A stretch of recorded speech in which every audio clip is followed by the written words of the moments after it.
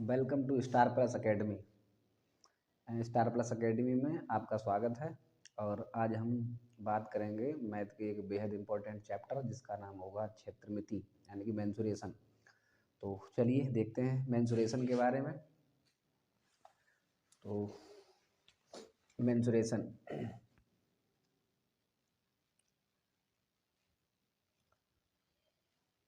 Mensuration अर्थात क्षेत्रमिति। क्षेत्रमिति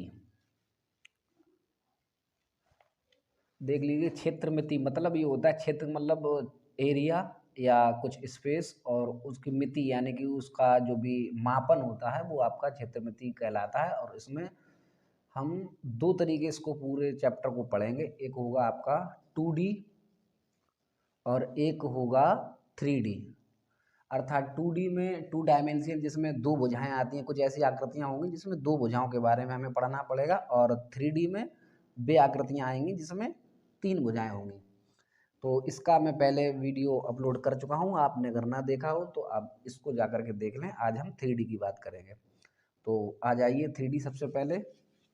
तो mensuration का जो 3D पार्ट होगा उसमें हम 6 आकृतियों के बारे में लगातार डिस्कस करेंगे।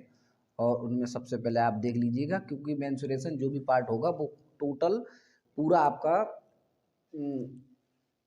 फॉर्मूले बेस्ड होगा, यानी कि फॉर्मूले पर ही आधारित होगा। बगैर फॉर्मूले का आप इसमें कुछ कर नहीं सकते। तो सबसे पहला जो आकृति होगी, ध्यान रखना, वो होगी घन, जिसको हम क्यूब बोलते हैं, क्यूब। अगला आएगा घनाभ। घनाभ घनाभ का मतलब होगा आपका क्यूबोर्ड। क्यूबोर्ड में होगा आपका घनाभ। अगला आपका होगा बेलन, और बेलन के बाद आपका आएगा शंकु, और शंकु के बाद आपका होगा गोला, और गोला के बाद एक 6 यानी कि छठी आकृति आएगी आपकी अर्धगोले की, अर्धगोला। तो बेसिकली जो भी होगा इस मेंसुरेशन के 3D पार्ट में हम 6 के बारे में बात करेंगे। एक आता है छिन्नक वगैरह, वो बाद की बात है। फिलहाल 6 आपके इंपॉर्टेंट रहेंगे। जितने भी कॉम्पिटिटिव एग्जामिनेशन है उसमें इन 6 के बारे में ज़्यादा पूछा जाता है। तो सबसे पहले चले देख लीजिएगा, इनमें बारी बारी करके सब इनके जो भी हैं फॉर्मूले जो याद करने हैं वो आप देख लें। आइए फार्मूले वाले में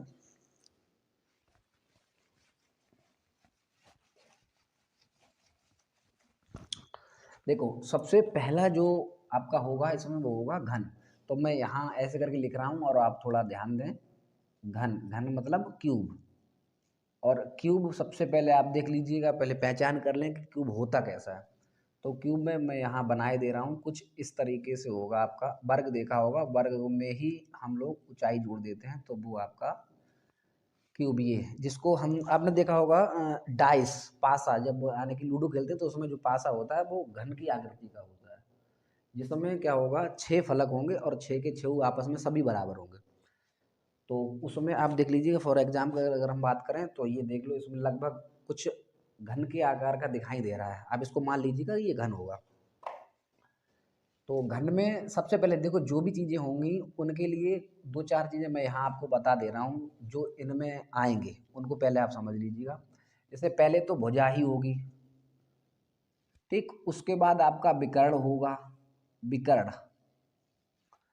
उसके बाद आपका मिलेगा TSA, यानी कि जिसको मैं अभी बात बताऊंगा, यानी कि वक्र पृष्ठीय क्षेत्रफल जिसको बोलते हैं, वक्र पृष्ठीय क्षेत्रफल। उसके बाद होगा संपूर्ण पृष्ठीय क्षेत्रफल, संपूर्ण पृष्ठीय क्षेत्रफल। और एक आपको मिलेगा आयतन। ये तो लगभग इतनी चीज़ें आपको पता होना चाहिए। तो इसमें जो भुजा होगी तो वो ज़्यादातर जहाँ पर भी भुजा की बात करेंगे तो हम ए से डिनोट करेंगे। विकर्ण डायगोनल होता है, तो डायगोनल में हम डी ले रहे हैं इसमें पहले। तो जहाँ मैं डी लिखूंगा तो आप उसको समझ जाइएगा कि वो विकर्ण होगा उसका। वक्र पृष्ठीय क्षेत्रफल इंग्लिश में इसको कर्व्ड सरफेस एरिया बोला जाता है, CSA। तो CSA में हम लोग इसको हम इस तरीके से शॉर्ट फॉर्म में इस्तेमाल करेंगे, कर्व्ड सरफेस एरिया यानी कि वक्र पृष्ठीय क्षेत्रफल। उसके बाद होगा आपका संपूर्ण पृष्ठीय क्षेत्रफल यानी कि टोटल सरफेस एरिया यानी कि TSA। अब मैं जहाँ पर भी TSA आपको बताऊंगा तो आप समझ जाइएगा कि यहाँ संपूर्ण पृष्ठीय क्षेत्रफल की बात हो रही है। और अगर मैं CSA की बात करता हूँ तो आप वक्र पृष्ठीय क्षेत्रफल समझेंगे। उसके बाद आयतन, आयतन मतलब वॉल्यूम, वॉल्यूम में बी आप इसको समझेंगे, बी से मैं प्रेजेंट करूंगा इसको, तो आप समझ जाइएगा कि हम यहाँ आयतन की बात कर रहे हैं। चलिए सबसे पहले देख लेते हैं इसमें क्या है। तो इसमें अगर हम भुजाओं की बात करेंगे तो आपको पता होगा ये भी ए होगी, ये भी ए होगी, सभी यानी कि 6 भुजाएं आपकी ए होंगी और सभी समान भुजाएं होंगी। तो सबसे पहले हम इसके अगर विकर्ण की बात करते हैं, विकर्ण, विकर्ण विकर्ण वो होता है, जैसे हम आपको बताएं, कभी आप कमरे में जाइए रूम में, तो आपसे कई बार क्वेश्चन पूछा जाता है कि इस किसी एक कमरे में कितने लंबा बांस रखा जा सकता है। तो यानी कि आप इस कोने से लेकर के और उस कोने तक सीधा नीचे से ऊपर तक रख लीजिएगा, या आप इधर से लेकर के उस तक रखें, लेकिन होना ही चाहिए कि आपको विकर्णवत रखना है। और जो विकर्णवत होता है दैट इज डायगोनल, यानी वही आपका विकर्ण कहलाता है। तो भाई आप देख लीजिएगा यहाँ से, इसमें आप कमरे में जो लंबा, सबसे लंबा जो बांस रखा जा सकता है वही आपका विकर्ण कहलाएगा। अगर हम घन की बात करेंगे तो यहाँ होगा √3a। अब ये इकाई में जाएगा, अब ये आपका चाहे मीटर में हो, सेंटीमीटर में हो, किलोमीटर में हो, जो भी होगा, तो इकाई की जगह पर आप उसको यूज करेंगे। नेक्स्ट अगर हम बात करते हैं, विकर्ण ये कंप्लीट हो गया। अब आइए वक्र पृष्ठ में। इसमें देखिए वक्र पृष्ठ से क्षेत्रफल यानी कि CSA और TSA दोनों एक ही होता है लगभग, क्योंकि इसमें कहीं CSA और TSA की बात नहीं आती है। तो फिलहाल हम इसमें जो भी बात करेंगे, सबसे पहले CSA या TSA दोनों एक ही होगा इसमें, ठीक है। CSA या TSA यानी कि टोटल सरफेस एरिया या कर्व्ड सरफेस एरिया। तो इसमें आप देख लीजिएगा, वैसे फॉर्मूला तो बाद में बता ही देंगे, 6a² होता है, लेकिन ये आता कहाँ से, बस ये समझना है। जैसे देखो मेरे पास एक एग्जाम्पल रखा हुआ है ये, अब मान लो ये अगर घन है, तो घन में इसमें देखो एक ये ऊपर वाली सतह और एक जस्ट इसके नीचे वाली 2, और एक इधर वाली साइड और एक इधर वाली 4, और एक ये, और एक इसके पीछे वाली 5, और एक 6 हो गई। जब इसमें ऊपर वाला एक सतह, इसको अगर ढंग से देखेंगे तो स्क्वायर दिखाई दे रहा है, वर्ग। अगर ये वर्ग है भाई, इसका क्षेत्रफल a² होता है। अगर इसका a² है और ऐसी इसमें 6 सतह हैं, 1 2 3 4 5 और 6, तो फिर 6a² हो जाएगा। तो बस इसीलिए इसका CSA जो पढ़ा जाता है वो 6a² पढ़ा जाता है। अब अगर हम बात करें आयतन की, तो आयतन में कुछ नहीं होगा, क्योंकि जब एक ही भुजा दी है तो लंबाई भी वही है, चौड़ाई भी वही है, ऊंचाई भी वही है। तो आयतन में क्या करते हैं, A × A × A, यानी कि AQ डायरेक्ट हम लिख देते हैं B = AQ, और ये जो B होगा मतलब आयतन, और किसका आयतन होगा, घन का। तो घन का जो आयतन है वो AQ हो जाएगा। तो इसमें जो भी था वो आपके सामने यहाँ लिखा हुआ है। तो इसको थोड़ी देर के लिए हम साइड में कर दे रहे हैं, इसको समझ लीजिएगा, अलग हटा दो इसको। तो घन वाले में ये आपकी आकृति रही, ठीक है। और आपका विकर्ण यानी कि जो D था वो आपका √3a हो गया, और आयतन की बात करें तो AQ हो गया, और CSA की बात करें तो फिर आपका 6a² हो गया, ठीक है। नेक्स्ट, अब ये आकृति आपकी कंप्लीट होती है घन वाली। अब अगला जो दूसरी हमने जो आपको फिगर बताया था वो होगा दूसरे नंबर पर घनाव। घनाव कुछ नहीं होता, बस आयत का ही बड़ा भाई मान लो इसको, जो आयत है उसका बड़ा भाई आपका घनाव होगा। बस क्या होता है, जैसे आयत ये ले लो, ये इसी में ही बस एक ऊंचाई और ऐड कर दो, ये कुल मिला करके ये कुछ आपका ये घनाव बन जाएगा। घनाव मतलब आपने एग्जाम्पल बहुत देखा हो, जैसे माचिस का डब्बा ले लो, माचिस का डब्बा ले लो, या फिर ये ले लो, मेरे पास ये रखा हुआ, ये देख रहे हैं आप होगा, तो ये चीज़ है, ये आपका घनाव है।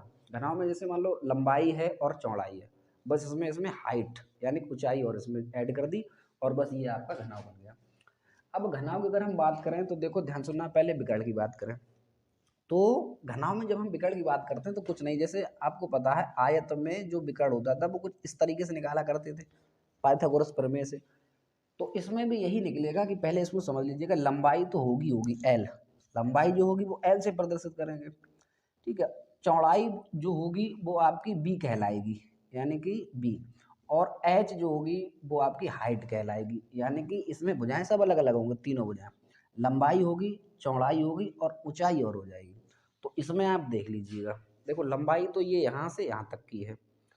अब लंबाई अगर ये होगी तो चौड़ाई फिर आपकी ये हो जाएगी, ये वाली सतह, और ऊंचाई की अगर हम बात करें तो ये आपका ऊंचाई का हो गया। अब देखो इसमें आयतन की हम बात करें तो आयतन वैसे होता कुछ नहीं है, कोई भी आकृति ले लो, अगर उस आकृति में जितना आप पानी भर लो या जितना भी उसमें ऑब्जेक्ट आ सकता है वही उसका आयतन कहलाता है। तो आयतन का मतलब इसमें जितना भी चीज पानी आने आ जाएगा वही आपका आयतन होगा, सभी आकृतियों में आप देख लेना। तो इसमें क्या करें हम, अगर हम इसमें CSA की बात करें, इसमें भी CSA और TSA एक ही होता है लगभग। तो CSA की बात करें तो आप देखो खुद अपने आप, अगर मैं मान लो आपको ये दिखाता हूँ ये स्पेस, तो ये आयत दिखाई दे रहा है, और आयत अगर ये दिखाई दे रहा है तो ध्यान से सुनना, ऐसी इस घनाभ में दो सतह होती, एक ये और एक इसके जस्ट पीछे वाली ये वाली। तो अगर मैं इसका क्षेत्रफल की बात करता हूं तो ये क्या होगा आपका L इंटू बी होगा, यानी कि ये। और ये पृष्ठीय क्षेत्रफल और जो दोनों में लगा है इसका मतलब कुछ नहीं है, पृष्ठ का मतलब जिसको हम पृष्ठ कर सकें, जिसको टच कर सकें, छू सकते हैं, वही पृष्ठीय क्षेत्रफल कहलाता है।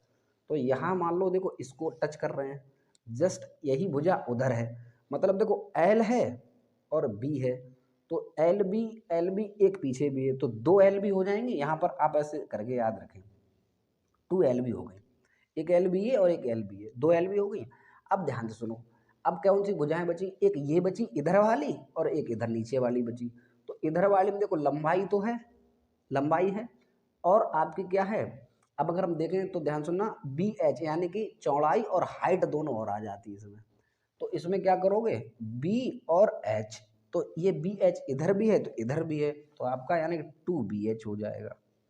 ठीक है, अब BH हो गया। अब उसके बाद देखो एक कॉम्बिनेशन रह गया जो मान लो H और L के साथ है, यानी कि हाइट और लंबाई के साथ है।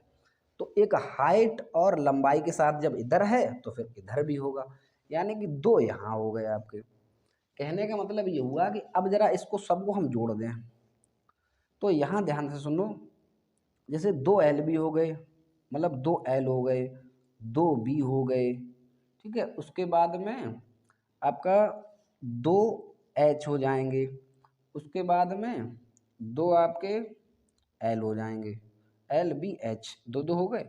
हाँ यही हुआ, इसमें दो डबल डबल काउंट हो गए इसमें।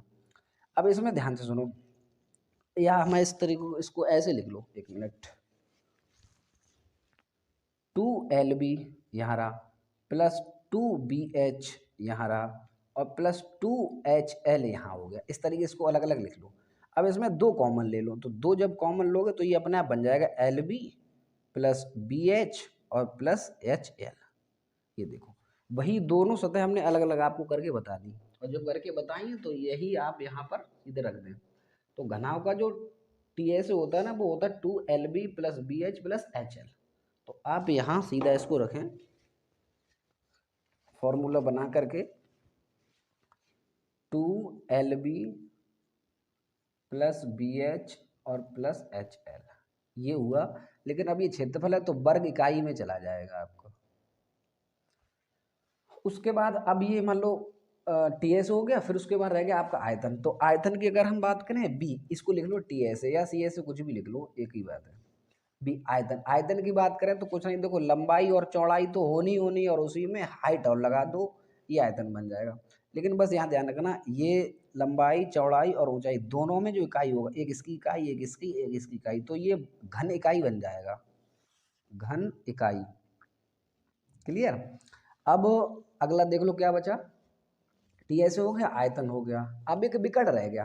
तो विकर्ण की हम बात कर रहे थे, जैसे पाइथागोरस प्रमेय से अगर लंबाई दी हो, है ना, और आपकी चौड़ाई दी हो, और इसमें ये वाला निकाल देते तो आप क्या बता देते थे कि L² और प्लस B² जो होगा इसके स्क्वायर के बराबर होगा। तो यहाँ यही इसमें है। तो इसमें क्या होगा, दो भुजाएं, इसमें एक H और लग जाती है, तो H जब लग जाएगी तो डायगोनल बराबर इसका हो जाएगा √L² प्लस B² और प्लस H²। ये केवल इकाई में आना है, क्योंकि ये विकर्ण है, केवल इकाई में आना है। ठीक है, तो तीन चीज़ें इसकी कंप्लीट हो गई। ठीक, अब हम बात कर, इसमें प्रॉब्लम कुछ नहीं होती, ये तो लगभग आप याद ही कर लें। सबसे ज़्यादा प्रॉब्लम इनमें आती है जो आगे अब हम पढ़ेंगे। चलो इसको हटा दो।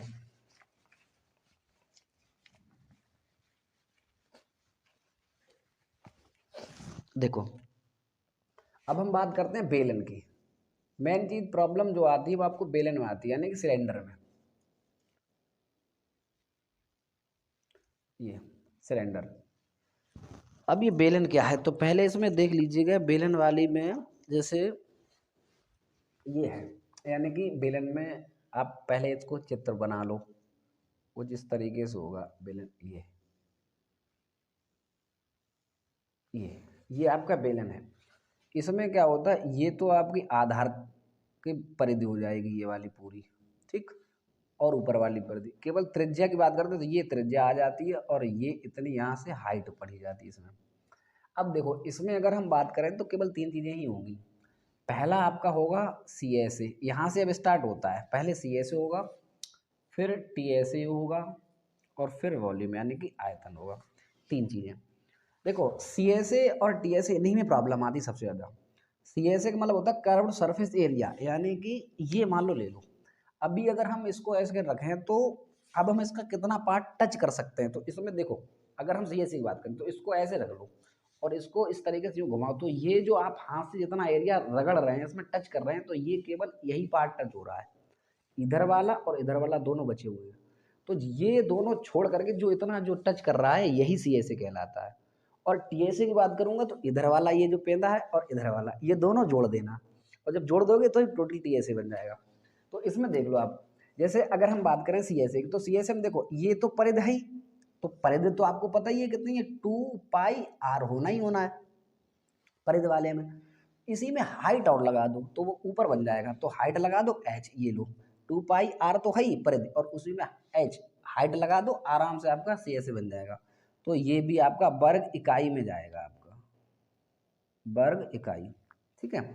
अब हम बात करते हैं देखो टी एस ए की, बहुत आसानी से आपने जब इसको पढ़ लिया कि ये सी एस ए है, तो इसमें और इसमें ये दो जो वृत्त वाले जो बचे हुए हैं पहले इस साइड वाले इस साइड वाले, वही आप इसमें और जोड़ दें, तो कहने का मतलब 2 पाई आर एच तो ये हो गया, और प्लस पाई आर स्क्वायर इसका क्षेत्रफल इधर वाले का, और एक इधर वाले के क्षेत्रफल, तो 2 पाई आर स्क्वायर, क्योंकि वृत्त का क्षेत्रफल पाई आर स्क्वायर होता ही है, तो आप जोड़ेंगे दो वृत्त का क्षेत्रफल, तो आपका हो जाएगा 2 पाई आर स्क्वायर।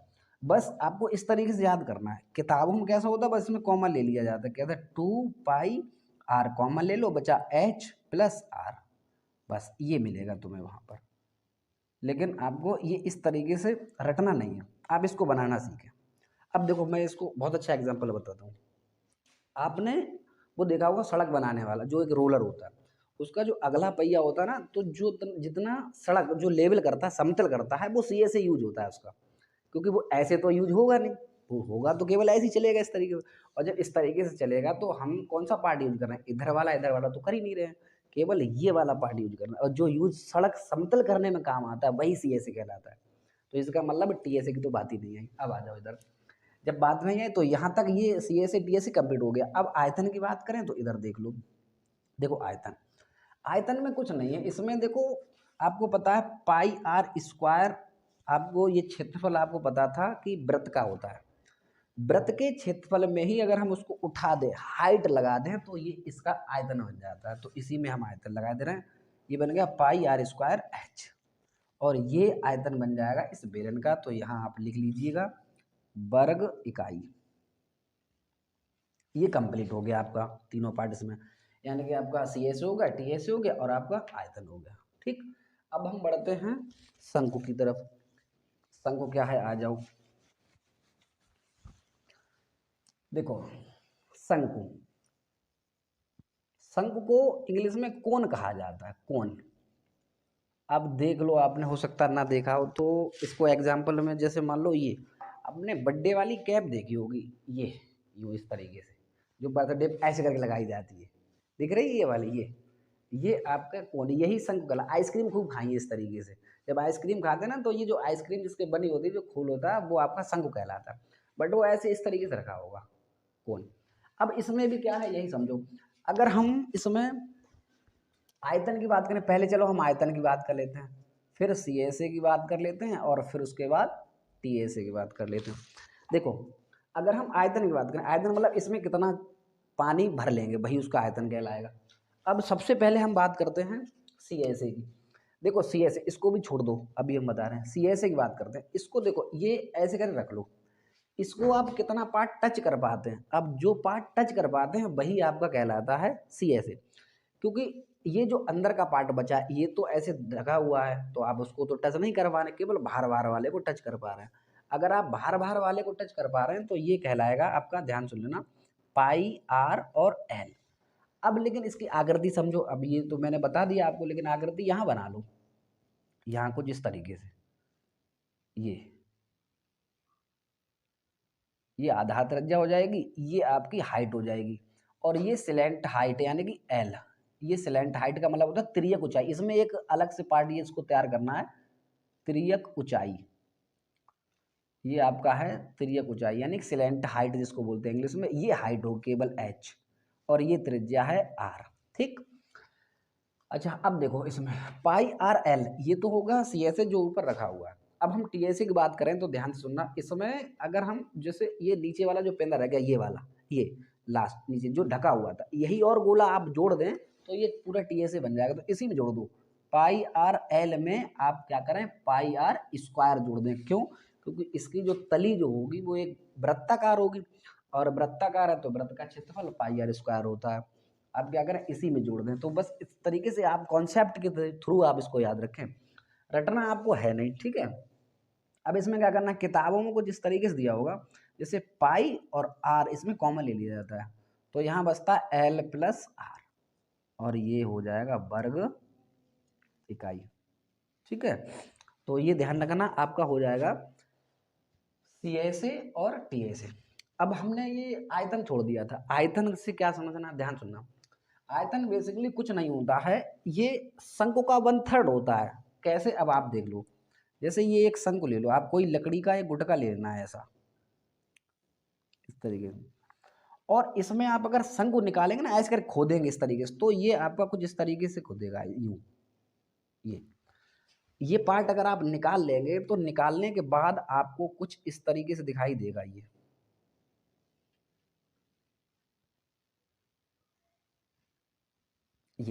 इस तरीके से दिखाई देगा। ध्यान सुनो, मैंने केवल एक पार्ट को इसमें से निकाला, एक पार्ट को निकाला तो दो पार्ट सेम इसी की तरह, देखो इधर और इधर, एक ये और एक ये, तो तीन, एक बेलन में तीन शंकु बनते हैं। और अगर तीन शंकु बन रहे हैं तो अगर इसमें का एक 1/3 आपने निकाल लिया तो ये एक आयतन जो होगा 1/3 ही कहलाएगा इस टोटल का। तो इस टोटल का आपको पता ही था, हमने अभी आपको बताया था कि पाई आर स्क्वायर एच होता है, तो ये पाई आर स्क्वायर का 1/3 एक शंकु कहलाएगा। तो इसमें आप 1/3 लगा दें, ये आयतन बन जाता है। यहाँ लिख लो 1/3 पाई आर स्क्वायर और एच यहाँ।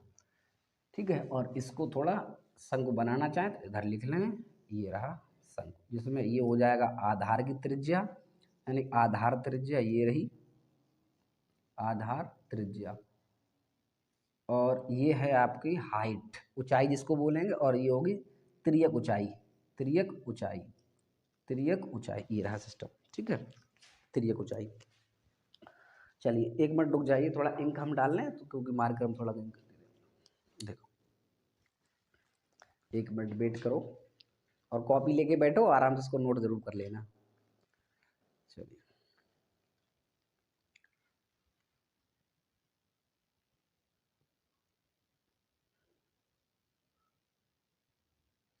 चलो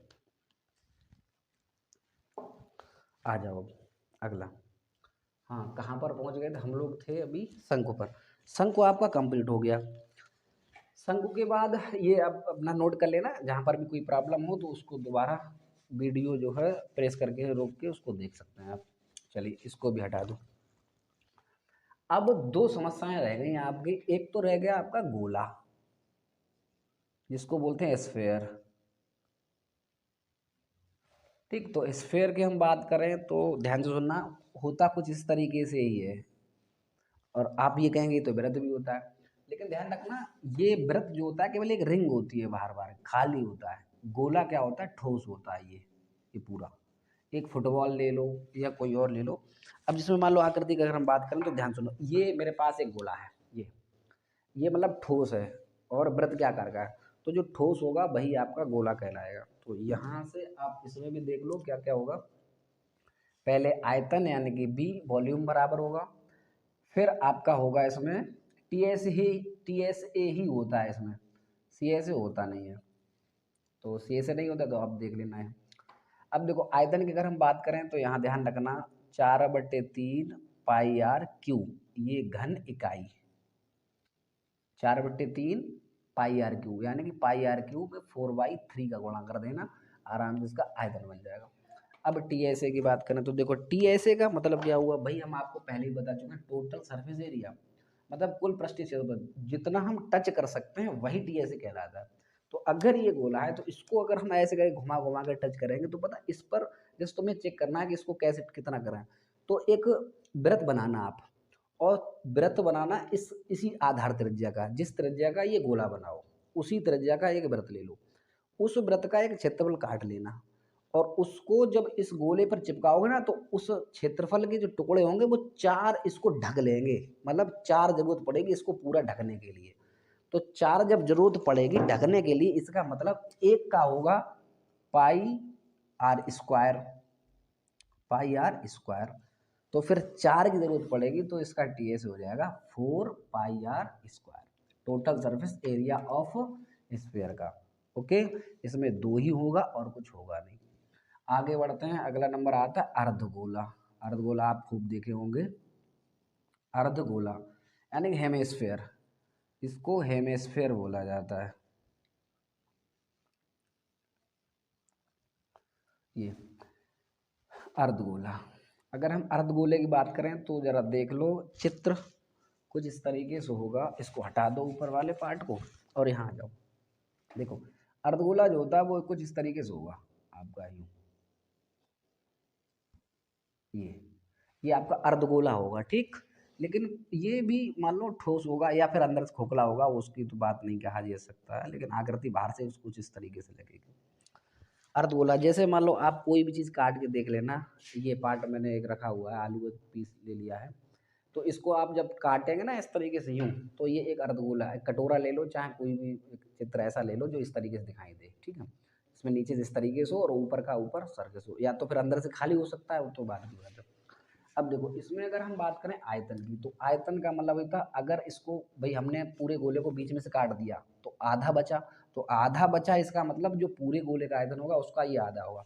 तो पूरे गोले का आपने याद कर लिया 4/3 पाई आर क्यूब। अगर ये 4/3 पूरे का है तो आधा करने के लिए 2 का भाग लगाएंगे, 2 से ये कट जाएगा, 2 दूनी 4, तो आपका बचेगा 2/3 पाई आर क्यूब, और ये बन जाएगा घन इकाई। तो आप यहाँ लिख लें वॉल्यूम यानी आयतन बराबर होगा 2/3 पाई आर क्यूब घन इकाई, ये रहा। ओके, अब अगला नंबर आता है इसका, वॉल्यूम हो गया, अगला आता है आपका टी एस ए। इसमें सी एस ए भी होगा और टी एस ए भी होगा। कैसे होगा बस समझ लो। देखो अगर हम इस अर्धगोले को इस तरीके से रखते हैं, ये हाथ पे रखा हुआ है, और अगर हम इसको इस तरीके से रख रहे हैं तो इसमें ध्यान से देखो अभी हम क्या क्या एरिया टच कर सकते हैं, तो केवल इसका बाहर का पार्ट टच कर सकते हैं, ये वाला पेंदा नहीं जो ढका हुआ है, ये जो ये दिखाई दे रहा है, ये पार्ट हमें टच नहीं कर पा रहा है। जो पार्ट टच नहीं कर पा रहे हैं ऊपर वाला बचा होगा वही सी ऐसे होगा, और टी एस की अगर हम बात करेंगे तो उसी में क्या करना है, ये ऐड कर देना है पार्ट, ये गोला बचा हुआ पाई आर स्क्वायर, टोटल बन जाएगा आपका अर्धगोले का ही टी एस ए। तो अभी हम सी एस ए की बात कर रहे हैं, तो सी एस ए में कुछ नहीं होगा, ध्यान रखना जब 4 में पूरा हमने ढका था तो आधा कर दो, तो आपका बन जाएगा यानी कि 2 पाई आर स्क्वायर, ये आपका बन जाएगा इस अर्धगोले का सी एस ए। लेकिन इसका 1 मिनट ध्यान से सुन लेना, अभी सिर्फ ये अर्धगोले का सी एस ए है। टी एस ए की अगर हम बात करेंगे तो देखो अभी हमने केवल इतना पार्ट इसमें ये 2 पाई आर स्क्वायर दिखाया था, लेकिन जो ऊपर का जो पार्ट बचा हुआ है जो हमने अभी आपको दिखाया वो भी तो एक गोलाकार ही है, तो उसका ही जब जोड़ देंगे इसी में 2 पाई आर स्क्वायर में अगर हम 1 पाई आर स्क्वायर और जोड़ देंगे तो जो कुल मिलाकर हो जाएगा 3 पाई आर स्क्वायर। ये जो होगा 3 pi R square, 3 pi R square आपका बन जाएगा टी एस ए, और केवल 2 पाई आर स्क्वायर ये बन जाएगा आपका सी एस ए। तो कोशिश करें इस वीडियो को कई बार देख ज़रूर लें, क्योंकि मेंसुरेशन जो स्टार्ट होगा उसमें सबसे ज़्यादा भूमिका आपका यही निभाएगा, क्योंकि उसमें कोई ट्रिक काम नहीं करना, सबसे पहले आपको फार्मूला यूज करना है। तो उम्मीद है और मैं आशा करता हूँ कि आपको ये वीडियो पसंद आई। अगर पसंद आई हो तो इसको लाइक और सब्सक्राइब ज़रूर कर लें। चलिए ठीक है, that's all. Take care, okay, bye bye.